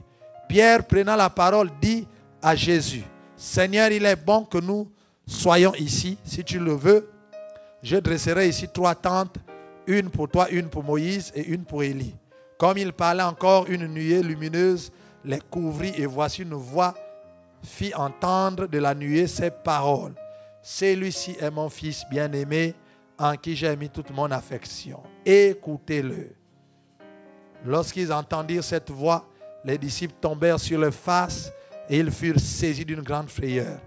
Mais Jésus s'approchant les toucha et dit, « Levez-vous, n'ayez pas peur. » Et ils levèrent les yeux et ne virent que Jésus seul. Et il descendait de la montagne, etc. Nous voyons l'histoire qui suit. Après, c'est la guérison du fils lunatique. Vous voyez? Or, dans ce passage, le verbe qui est employé ici, c'est le même verbe qui est employé dans Romains chapitre 12. Métamorphoso. En fait, métamorphose veut dire aussi transfiguration. Donc la transfiguration de Jésus, c'est la transformation dont Paul nous parle dans Romains 12. C'est en français qu'on a pris, qu'on a mis transfiguré. Mais en grec, c'est le même mot. C'est métamorphose. Donc quand Paul dit soyez transformés par le renouvellement de l'intelligence, vous revenez pour voir comment Jésus a été transformé et vous voyez les éléments de la transformation qui doivent être dans la vie du chrétien. La métamorphose. Jésus fut métamorphosé. Renouvellement de l'intelligence, on verra plus tard. Quelques caractéristiques de la transformation. Comment reconnaître quelqu'un de transformé? Quelqu'un qui a été métamorphosé, qui a été changé, transformé réellement par Dieu. Pas transformé dans le sens du vocabulaire du français et puis du dictionnaire français, mais transformé dans le sens de la Bible, c'est-à-dire la métamorphose. Qu'est-ce qu'on voit dans sa vie? C'est ce que je venais de dire là. Mais regardez, la vie de Jésus va nous enseigner. Voilà pourquoi Dieu a mis ces détails dans la Bible. Souvent quand on regarde la transfiguration, pourquoi Dieu a mis ces détails? La Bible dit que premièrement, lorsque la métamorphose a opéré sur Jésus, donc Jésus a été métamorphosé, ça veut dire que Dieu lui a donné la forme, une autre forme en avant-première, pour que les disciples voient avec qui il marche, ce que Dieu a prévu qu'il sera. Et quand vous voyez les éléments de la transfiguration, vous retrouvez la forme de Jésus dans le livre d'Apocalypse au chapitre 2, 1 et 2. Dieu a fait vivre aux 3 disciples la métamorphose de Jésus qui est écrit dans le chapitre 1 et 2 du livre d'Apocalypse. Et on retrouve les mêmes éléments. Lorsqu'il a été métamorphosé et qu'il a changé de forme, c'est ce que ça veut dire. Il a changé de forme. Premièrement, qu'est-ce qui s'est manifesté? Les autres disciples, les autres qui étaient conformes, ont vu, premièrement, quoi? Que le visage avait changé. Notre visage. Quelqu'un qui est transformé, que le Seigneur a métamorphosé dans une autre vie, son visage change.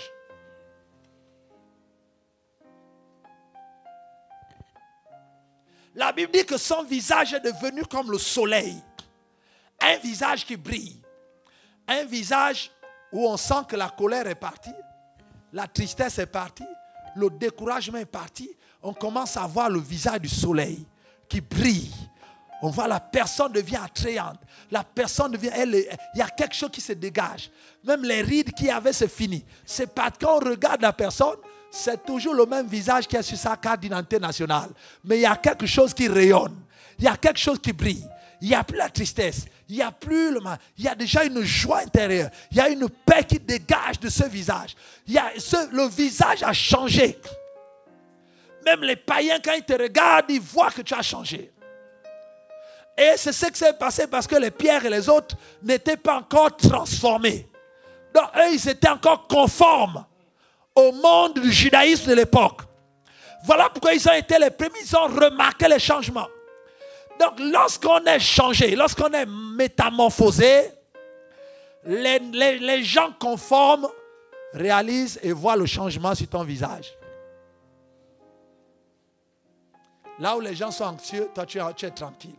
Là où les gens ont peur, toi tu es plein d'assurance. Là où les gens ont de la crainte, toi tu es dans le calme et la tranquillité, dans la foi. Là tu dis, mais qu'est-ce que c'est? Il y a quelque chose qui se dégage de son visage. Le visage dégage la sérénité. Avant, le visage dégageait la peur de la mort, la peur des sorciers de la famille. Mais depuis que le Seigneur l'a métamorphosé, ça commence par le visage. Tout est devenu clair. La personne est posée, la personne dans la tranquillité. Il n'y a plus la peur, il n'y a plus ceci. Et ça se remarque. Ça se remarque. Les visages se remarquent. Chaque élément a son visage. La joie a un visage. La paix a un visage. L'amour a un visage. En même temps, la tristesse a un visage. La colère a un visage. Tout cela a un visage. Nous ne nous ressemblons pas. Mais on peut voir si le pasteur Chrysos est triste et si en même temps, pasteur Sarah est triste. Mais quand on regarde les deux, vous voyez le visage, ce n'est pas pareil. Chacun a la forme de sa tête, ses oreilles, tout cela. Il n'y a pas de ressemblance.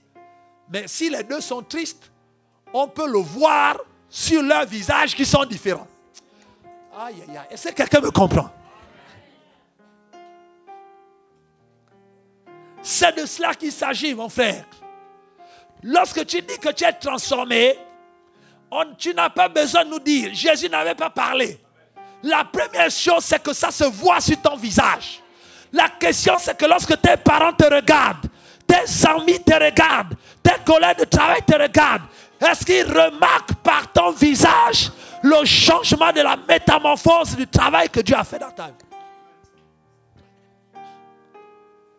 Ce n'est pas une affaire, je suis chrétien. Est-ce que ça se voit sur ton visage? Est-ce qu'on voit que la tristesse qu'on voyait avant est partie? Et on voit maintenant un visage de joie. Ça dit que même quand tu ne souris pas, on voit la joie. La joie, ce n'est pas sourire.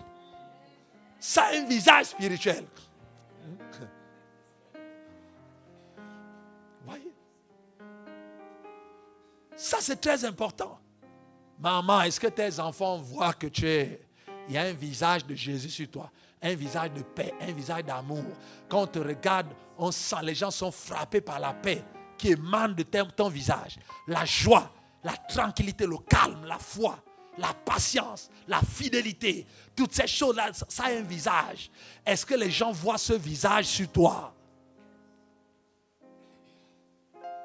Si les païens ne le voient pas, oh mon frère, tu es né de nouveau, mais tu n'es pas transformé.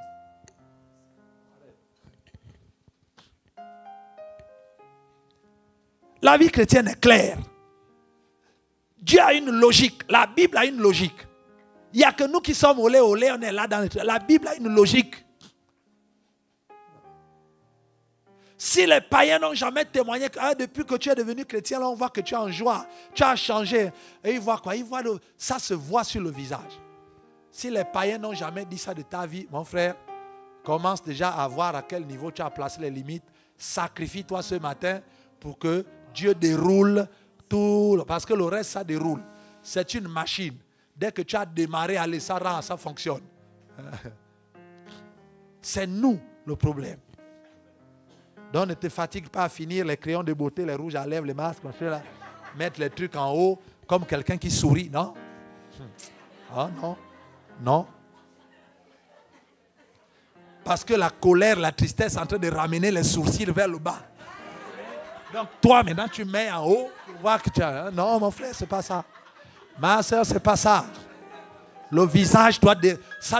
la métamorphose part de l'intérieur. Et ça se voit premièrement sur le visage.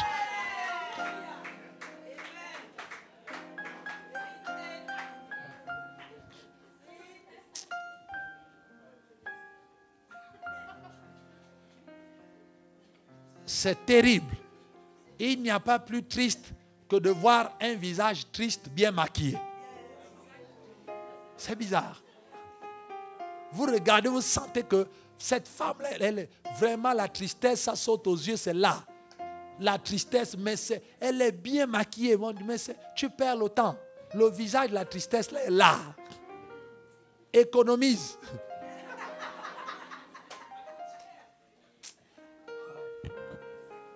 Alléluia.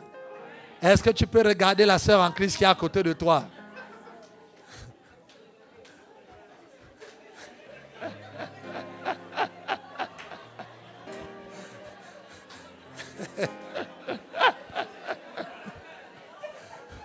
Je ne t'ai pas dit de critiquer. Vous devez toujours, il faut regarder seulement. Hein? C'est très important.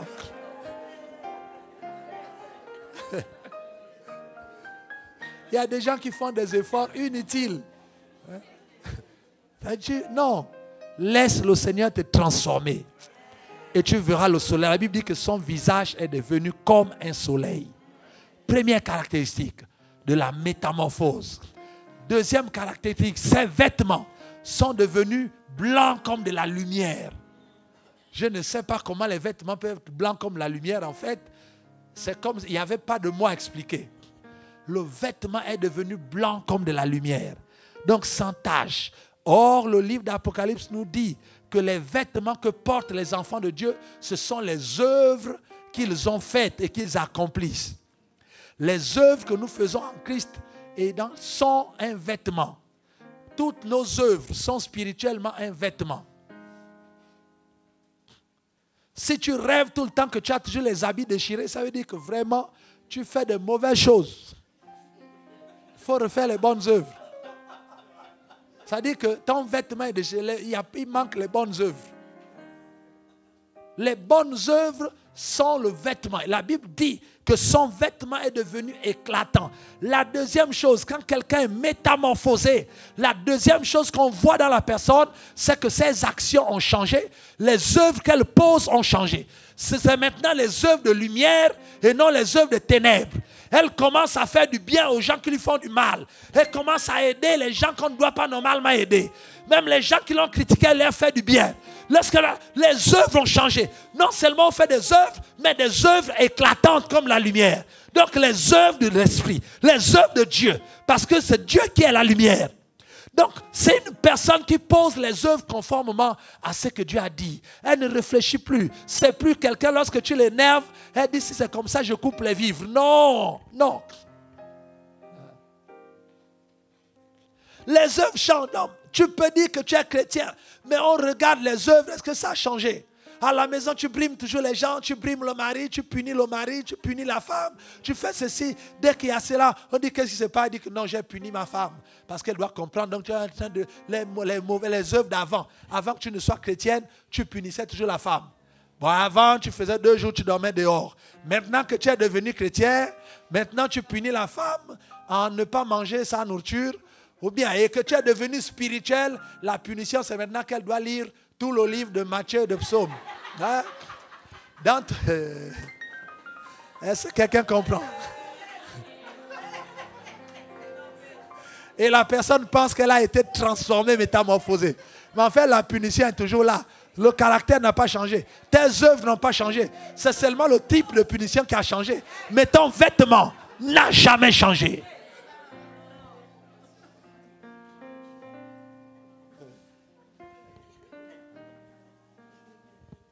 C'est terrible. Quel est ton vêtement en ce moment?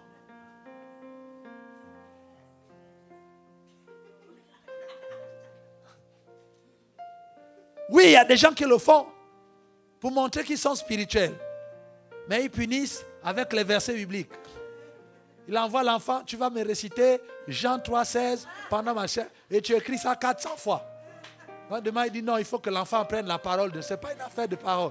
C'est la punition qui a changé. Avant, tu mettais l'enfant à genoux, les oreilles, il fait la souris, tout ça là. Maintenant, c'est maintenant copié. 300 fois, enfants, obéissez en toutes choses à vos parents selon le Seigneur.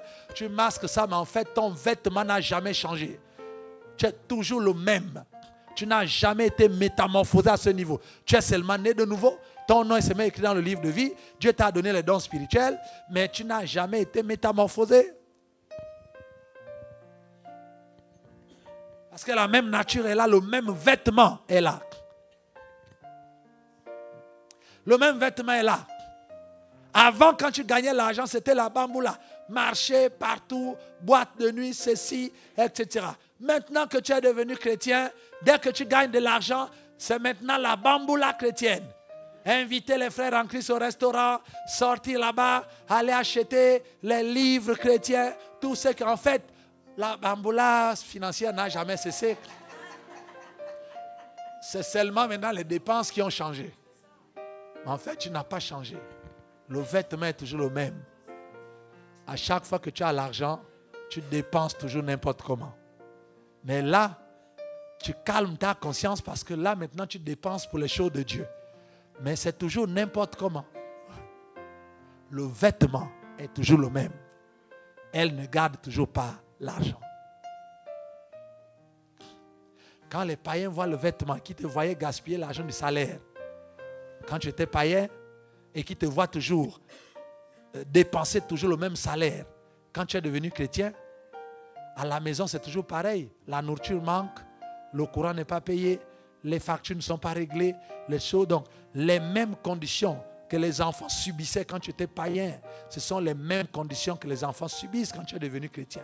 Donc, lorsque les enfants regardent tes œuvres, les œuvres n'ont pas changé. C'est toujours le même vêtement. C'est seulement l'allocation des dépenses qui a changé. Mais le vêtement est resté le même. Tu n'es pas encore métamorphosé.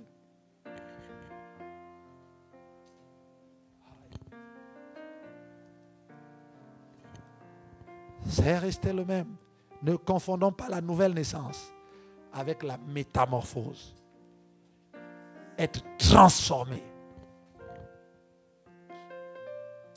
Être transformé. Et là, regardez ce qui arrive.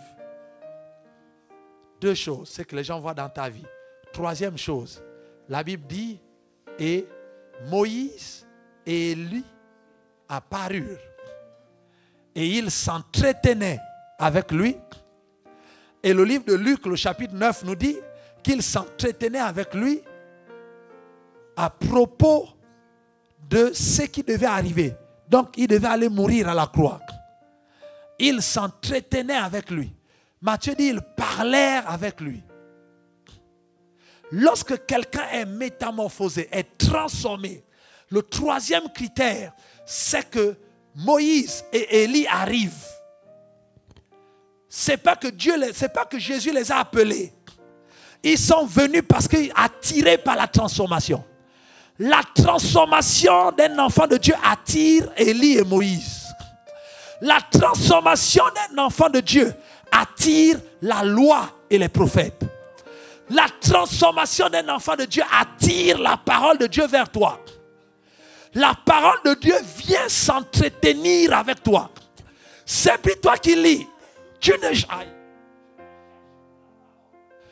ne cherches plus les explications. Le verset là veut dire quoi? En fait, comme c'est écrit en impératif, ça veut dire qu'en fait, Dieu est en train de dire, on essaie d'analyser pour trouver les révélations. Non, non. Quand quelqu'un est transformé, c'est la révélation qui vient vers toi. La Bible dit, ça dit que la révélation de la parole suit les gens qui sont transformés. Une fois Dieu t'a métamorphosé, la révélation te suit. C'est plus toi qui cherches la révélation. La révélation, on ne la cherche pas. Celle qui vient vers nous. Ceux qui cherchent les révélations, c'est ceux qui ne sont pas transformés. Mais ceux qui sont transformés, Élie et Moïse arrivent eux-mêmes. On ne les a pas appelés, eux-mêmes. Eux-mêmes.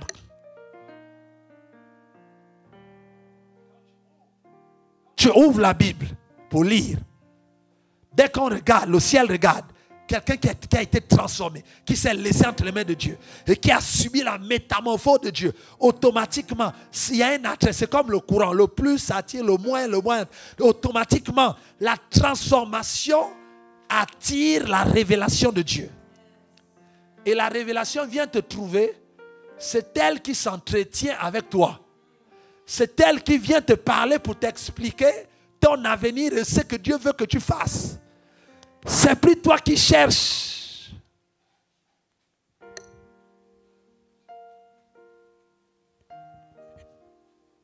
Moïse représente la loi et Élie les prophètes. Donc Moïse représente tous les versets qui sont dans la Bible qui t'expliquent comment tu dois vivre avec Dieu.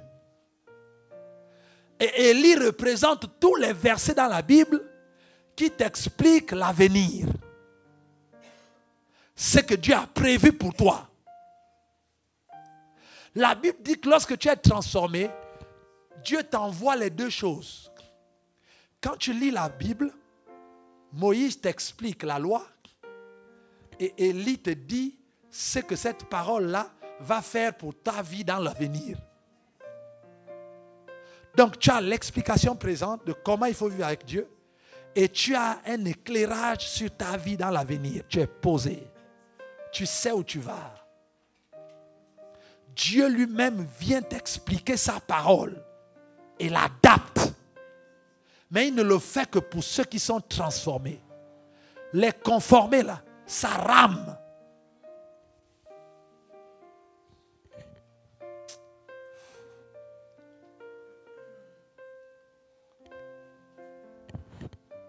Oh non, le frère a eu la grâce, c'est parce qu'il a reçu un don et voilà où il a la révélation de la parole. Non, ce n'est pas une affaire de don, d'abord. C'est une affaire de se laisser transformer. Quand j'ouvre la Bible, je peux lire 4 chapitres en un jour. 4 chapitres en un jour, pour moi c'est beaucoup, c'est un trésor. C'est-à-dire que je lis 3 versets du premier chapitre, la journée est déjà pleine. Ça vient seul. Moïse arrive, il explique. Quand c'est fini, Élie arrive, il explique.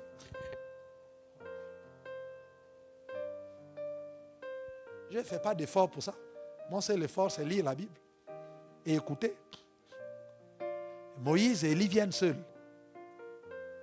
Mais les conformés veulent avoir des révélations. Voilà pourquoi il y a les fausses doctrines dans l'église. Parce que les conformés veulent expliquer la parole. Ils n'ont ni Moïse, ni Élie, qui n'est rien d'autre que l'image du Saint-Esprit qui explique sa parole. Oh, j'ai lu la Bible, je n'ai rien compris. comment tu peux lire tout un livre, tu n'as rien compris? Tout un livre, la Bible. Tu es né de nouveau, le Saint-Esprit en toi, et tu as lu tout le livre de Proverbes, tu n'as rien compris. Tout le livre d'Esdras, tu n'as rien compris. Mais comment tu peux, alors que le Saint-Esprit en toi, où est passé Moïse et Élie? Pourquoi le Saint-Esprit ne t'explique pas? Parce que tu n'es pas transformé. Le Saint-Esprit est là, bien sûr. Il va te parler en songe, il va te parler en vision. Mais quand tu ouvres la Bible, il ne parle pas. Tu n'es pas transformé. Il ne peut pas envoyer Moïse et Élie. Voilà pourquoi les gens sont obligés d'attraper les révélations. Voilà pourquoi les conformer comme Pierre, bien conformés dans le judaïsme. Il est obligé de dire, Seigneur, on va mettre les tentes là, parce que au moins, on y arrive. Oh, attendez. Comme ça, au moins, on pourra avoir les révélations à travers toi, à travers ceci. Voilà pourquoi beaucoup de chrétiens suivent les pasteurs. Oh, le pasteur a la révélation. Mais depuis que tu es avec moi, là, tu ne fais que dire il a la révélation. Pour toi, ça vient quand? Où est passé ton Moïse et ton Élie? C'est passé où? Ils sont arrivés, ils expliquent la parole et ils parlent avec lui. Et la Bible dit que lorsque Pierre et ses amis, et Luc nous dit qu'en fait, les gars dormaient. Je vais empiéter avec le comportement, les caractéristiques des conformes. Les conformés, là, ils ont un sommeil spirituel. C'est-à-dire que dans la présence de Dieu, ils dorment. Comme là, on est en train de parler, le message est puissant, mais ils somnolent. Bon, je ne parle pas de ceux qui ont veillé la nuit pour autre chose. Les gars, dans la gloire, Moïse a apparu, Élie a apparu. Mais les gars, ils dorment. C'est-à-dire qu'il y a ce genre de chrétiens-là. Le message peut être puissant. Les anges descendent dans la salle. L'onction de Dieu est en train de libérer les cœurs. Lui, il est là, il dort. C'est-à-dire quand le culte finit, il dit, c'est marrant, le message là était bien. Voilà. Il dort. Et quand il se réveille, il voit Élie et Moïse. Et il a la révélation que c'est Élie et Moïse. Pierre n'avait jamais vu Élie et Moïse. Mais dans la présence et la gloire de Dieu, Pierre se rend compte que c'est Élie et Moïse. Ça veut dire que les chrétiens conformés, là, les chrétiens schématisés, ils peuvent avoir la révélation. La révélation qu'ils ont, c'est que ce que le pasteur dit là vient de Dieu. Ils savent reconnaître Moïse et Élie. Mais Moïse et Élie ne leur parlent pas. Moïse et Élie n'ont pas adressé la parole ni à Pierre, ni à Jean, ni à Jacques. Jamais. Ils ne parlaient qu'avec le transformé. Métamorphose. Donc vous pouvez être dans une assemblée. Vous pouvez être dans un milieu où la gloire de Dieu descend. Dieu explique sa parole qui transforme les corps, les cœurs. Toi tu es là, tu assistes. Tu sais que la puissance de Dieu est là, mais ce n'est pas à toi que c'est adressé. Un genre de chrétiens. Et ces personnes-là, ils aiment rester attachés à ces... Quand ils trouvent quelqu'un qui a l'onction, ils s'attachent. Ils disent non, mettons les tentes là. Comme ça, Moïse et Élie vont rester et toi. Et puis nous, on va rester ici. On va laisser les autres. Et puis là, on va baigner dans l'onction. Mais même si vous restez là, vous faites les tentes. Même si vous faites 2 ans là. Moïse et Élie ne vous adresseront jamais la parole. Et ils ont seulement dit, ils parlaient des choses concernant, ils parlaient entre eux. Ça veut dire qu'ils étaient là tous ensemble. Mais il n'était pas permis à ces 3-là d'entendre exactement ce qui se disait. Ce qui se disait. Parce qu'ils n'étaient pas transformés, il n'y a pas eu de métamorphose. Et Dieu envoie sa voix. La nuée vient les couvrir pour leur dire, Dieu est obligé de les ramener pour dire Pierre, Jean et Jacques. Celui-ci est mon fils bien-aimé. Écoutez-le. Écoutez-le. Les tentes que tu veux construire, là, Élie que tu veux retenir, Moïse que tu veux retenir, là, en fait, eux là, ce n'est pas eux que tu dois rechercher. Écoute celui-ci, c'est lui mon fils, écoute-le. Si tu l'écoutes, tu seras transformé, tu verras Élie et Moïse. Laisse Élie et Moïse tranquilles, écoute-le. Lorsque quelqu'un Le message que Dieu a pour les enfants de Dieu, qui nous amène à la transformation, c'est écouter le Fils bien-aimé de Dieu. C'est la seule révélation. Sur la montagne, la seule révélation qui a été donnée aux 3 conformistes, c'était « Celui-ci est mon Fils bien-aimé, écoutez-le ». Tu veux recevoir les dons spirituels, tu veux nager dans l'onction, tu veux avoir la révélation, tu veux que ta vie change, tu veux que ceci. Quand Dieu regarde, dit mon fils, tu n'es pas transformé. En fait, toi, il faut que tu écoutes Jésus. Laisse tout le reste. Oh pasteur, mon ministère c'est quoi? Ma vie chrétienne c'est ceci. Oh j'ai fait un rêve. Dans le rêve j'ai vu comme la lumière venait vers moi. Pasteur, qu'est-ce que ça veut dire? Et une voix se fit entendre. Ma fille, Jésus est mon fils bien-aimé. Écoute-le. Laisse les rêves. Laisse de rechercher l'onction, rechercher les ministères. Toi, tu n'es pas encore transformé totalement. Écoute-le et il va te transformer. Et tu verras tout le reste. Parce que pour l'instant, ce qui est important pour toi, ce n'est pas de comprendre tout. Ce n'est pas de maîtriser tout. Mais c'est d'écouter le Fils de Dieu. Le Fils de Dieu. Calquer ta vie sur sa vie. C'est tout ce que Dieu te demande. Le reste viendra. Ne mets pas la charrue avant les bœufs. Tu cherches l'onction, tu cherches le ministère, tu cherches à savoir où Dieu t'amène. Mais là où Dieu t'amène, Dieu te l'explique par Élie. Sauf que tu ne peux pas, Dieu ne peut pas encore agir devant toi en tant qu'Élie pour te révéler l'avenir, ton avenir. Dieu ne peut pas le faire, tu n'es pas encore transformé. Dieu attend. Et pour être transformé, écoute son fils. Obéis à son fils. Et les choses viendront. Ne cours pas derrière les prophètes. Prophète, quel est mon avenir? Quel est mon avenir? Quel est mon avenir? Qu'est-ce que Dieu montre? Check dans l'avenir. Oh, parle, papa, fais ceci. Non, non, non, non, non, non. Dieu dit pour vous, Pierre, Jean et Jacques, ce n'est pas parce que vous marchez avec Jésus. Vous êtes ensemble, mais lui, il est transformé. Vous n'êtes pas transformé. Vous êtes encore conformé. Mais si vous voulez atteindre ce niveau-là, écoutez-le. Écoutez-le. Arrêtez, calquez votre vie sur lui. Arrêtez de parler de Moïse. Arrêtez de voir Élie. Arrêtez les choses super spirituelles. Arrêtez tout ça. Écoutez mon fils.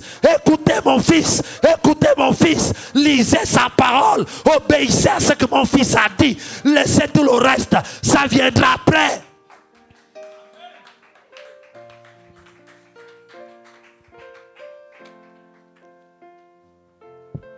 Écoutez son fils. Qu'est-ce que Jésus a dit? En fait, notre rôle ici à l'église, c'est d'écouter d'abord Jésus. Il ne faut pas être plus super spirituel. Oh Seigneur, je veux le ministère international. J'ai rêvé ceci. Tout ça, c'est vrai. Mais sans la transformation, tu n'y arriveras pas. Voilà pourquoi les années passent, les cheveux sont en train de blanchir. Tu as l'impression de faire du surplace. Parce que tout ce que Dieu a montré là, sans la métanoïa, sans la métamorphose, il n'y aura rien. Tu auras du mal à avancer. Tu vas rester bon chrétien et puis c'est tout. Mais si tu veux avancer avec une métamorphose,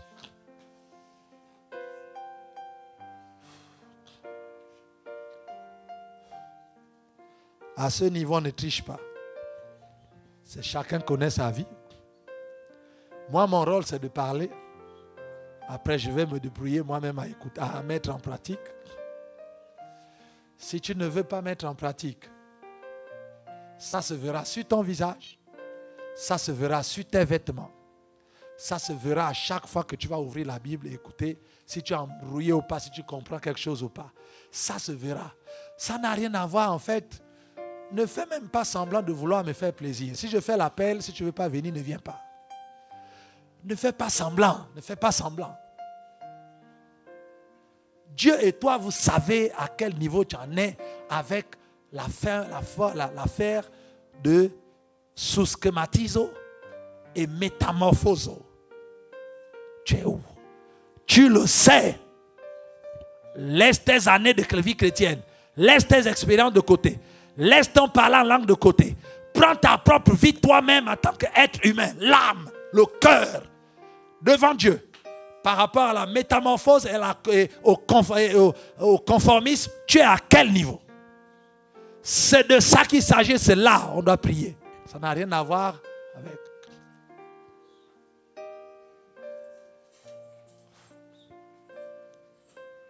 Nous sommes au début de l'année, nous sommes en train de donner les principes, les choses claires, ce qui nous permettra d'être des chrétiens efficaces, authentiques. Authentiques. Pour qu'on sorte du fanatisme religieux, qu'on rentre dans une vie réelle de puissance, où tu fais ce que tu dis et tu dis ce que tu fais. Il y a concordance entre ta vie spirituelle qui est à l'intérieur et ta vie spirituelle qui est à l'extérieur. Il y a concordance, les gens voient la transformation. C'est un appel ce matin à aller plus loin que les limites que tu as posées. C'est un appel ce matin à casser les limites que tu as posées. C'est ce qui empêche Dieu d'agir parce que tu n'es pas encore offert totalement. Nous avons vu en gros 3 choses préalables à la transformation. 1. Se donner totalement en sacrifice. Si cette étape n'est pas accomplie, s'il y a des limites que tu te poses, des choses que tu peux faire et que tu ne peux pas faire concernant Dieu, tu es déjà mal parti. Premier niveau de filtre. Deuxième niveau de filtre. Ne vous conformez pas au siècle présent. Ne soyez pas le schéma de ce siècle présent. Mais soyez plutôt transformés. Lorsque quelqu'un s'est donné totalement à Dieu en sacrifice, là, Dieu est prêt maintenant à transformer cette personne par le renouvellement de l'intelligence. L'intelligence ici, c'est le cœur. Parce que le mot hébreu, le mot grec mélange faculté intellectuelle et sentiment. Donc, il s'agit du cœur. Voilà. Donc, l'intelligence ici, là, ce n'est pas les notes à l'école. C'est la faculté de comprendre les choses et les facultés des sentiments et des émotions. Donc, l'intelligence ici, c'est le cœur. Soyez transformés par une rénovation. Le renouvellement, c'est la rénovation. Par une rénovation de votre cœur.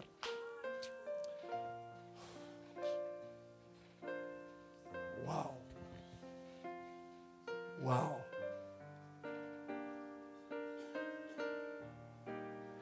Et quand on est transformé, il y a des signes sur le visage, sur les vêtements et dans ta relation avec la parole de Dieu.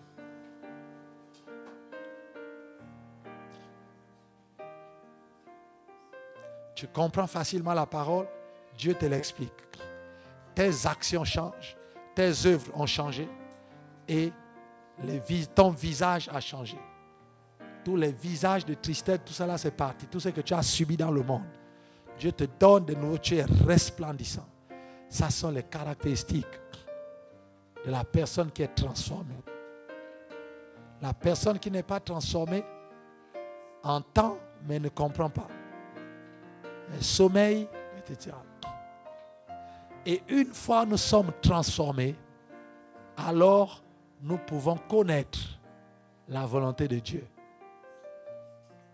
En fait, sans transformation, tu t'embrouilleras toujours sur la volonté de Dieu. Qu'est-ce que Dieu veut que je fasse? Je vais à gauche ou à droite? Je m'arrête ou j'avance? Quand tu pries, c'est flou. Quand tu vas là-bas, un prophète dit va à gauche, l'autre dit va à droite. Le pasteur, docteur Victor dit va devant, l'autre dit va derrière. Tu es là perdu. Dieu, je fais quoi? La Bible dit, et la conséquence de la transformation, la métamorphose. Quand quelqu'un est métamorphosé, Dieu dit que c'est alors que la personne pourra connaître la volonté de Dieu. La volonté de Dieu. Or, ce passage nous montre qu'il y a 3 volontés. Bonne, parfaite et agréable. Or, le texte grec ne dit pas qu'il y a 3 volontés. Il n'y a qu'une seule volonté. Il dit enfin que vous discerniez quelle est la volonté bonne, la volonté bonne de Dieu, la volonté bonne et agréable et parfaite. Donc Dieu a une seule volonté. En fonction de ta transformation, tu t'arrêtes soit au niveau bon ou tu montes. Aïe, aïe,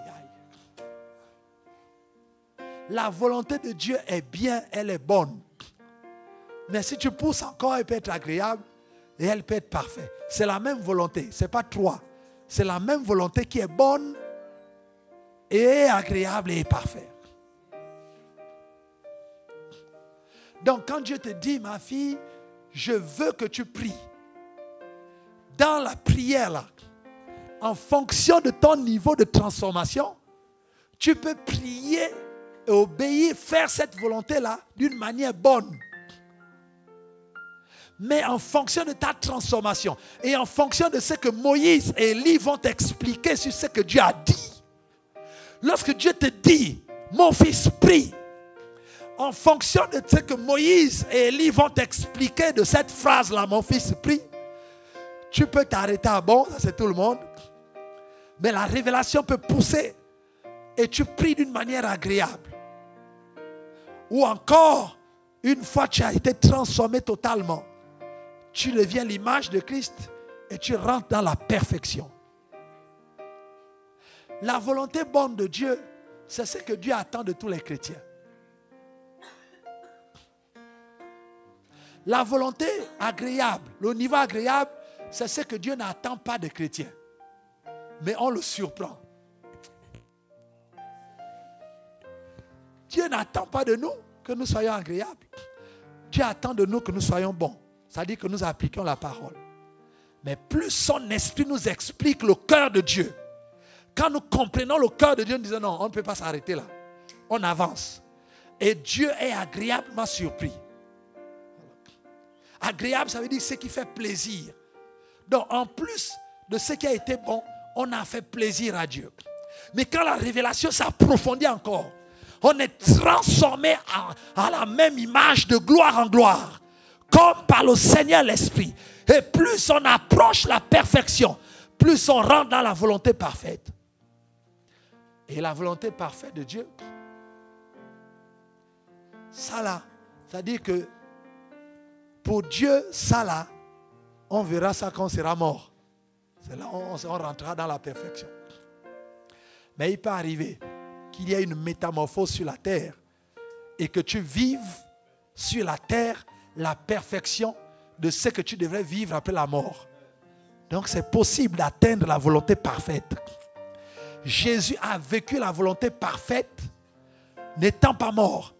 Parce que la perfection de la métamorphose de Jésus, c'est Apocalypse chapitre 5, chapitre 1, 2 jusqu'à 5. Là, on voit, voilà. Ça, c'est la perfection de Jésus, telle que Dieu avait préparée. Mais sur la montagne, par la métamorphose, la transfiguration, Dieu a fait vivre Jésus la perfection qui était prévue après la mort, avant sa mort. C'est possible, la perfection en Christ, en étant vivant. Ça, c'est la volonté parfaite. Là, on est dans la perfection. Vous vous dites, comment est-ce possible? Alors, un exemple simple. Lorsque j'envoie mon enfant à l'école, je veux qu'il soit admis. Il ne doit pas redoubler, il doit être admis. C'est ça. Pour être admis, il faut avoir combien? 10. Je veux qu'il soit admis. Donc, quand on me dit que mon enfant est admis, bon, même si moi je suis content parce que l'objectif est atteint. Je l'ai envoyé là-bas pour être admis. Mais, on va voir des enfants qui, au lieu de t'amener 10, il amène 13 de moyenne avec tableau d'honneur. Et lorsque vous allez prendre les bulletins, on t'a seulement dit que ton fils est admis. Mon fils, tu as la moyenne, oui. Donc tu pars là-bas, prendre le bulletin. Quand tu arrives, on fait l'appel. Monsieur tel, oui. Voilà les enfants qui ont le tableau d'honneur. Il y a un tel, tel, tel. Tu entends ton nom que tu as donné à ton fils. Et tu touches l'autre parent, tu dis, c'est mon fils.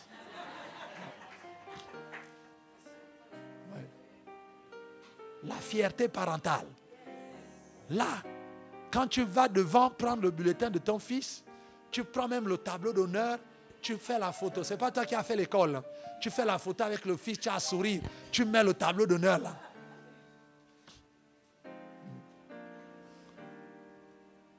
Après, il y a des enfants qui sont tellement, il va tellement bosser qu'on dit, bon, en fait, monsieur, votre enfant, c'est le meilleur du lycée, c'est le meilleur du centre, c'est le meilleur de ceci. Et à cause de cela, le président de la République lui a donné un cadeau au bac. Parce que c'est la première fois qu'au Gabon, qu'on a un enfant qui a 19,75 de moyenne sur 20 au baccalauréat. Il a survolé toutes les matières. Il est dans la perfection. Cet enfant-là, même le président de la République est obligé de venir faire la photo avec lui. Est-ce que vous comprenez? On lui donne des cadeaux. En fait, la maman, c'était la maman en train de pleurer. Hey, mon fils. Les mamans pleurent toujours quand... Et le papa est là, il calme tout le monde. Il va saluer le président. C'est moi le père de l'enfant, monsieur le président. Oui.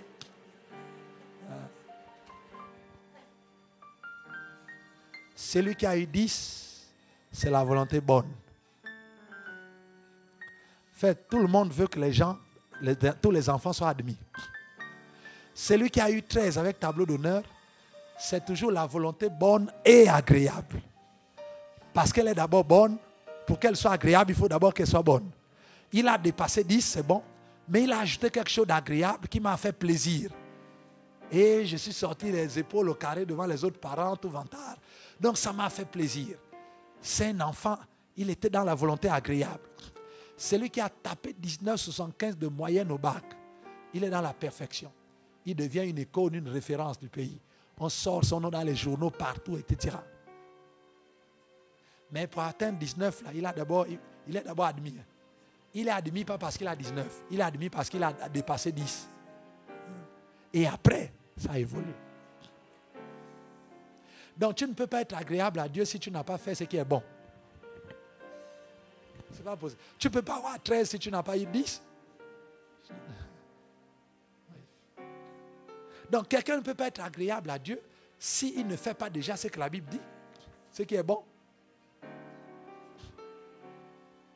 Donc c'est la même volonté. Et comment on comprend cela? C'est l'explication de la révélation. La transformation nous amène, lorsque tout le monde comprend que Dieu veut qu'on prie, toi tu comprends que Dieu veut que tu te lèves tous les matins à 4 heures et prier jusqu'à 6 heures. Donc tu ajoutes quelque chose d'agréable que Dieu n'attendait pas, mais que le Saint-Esprit t'a soufflé pour dire que c'est vrai que Dieu vous a dit de prier à 6 heures, mais Dieu aime quand on fait plus. Comme tu t'es sacrifié, ajoute le sacrifice.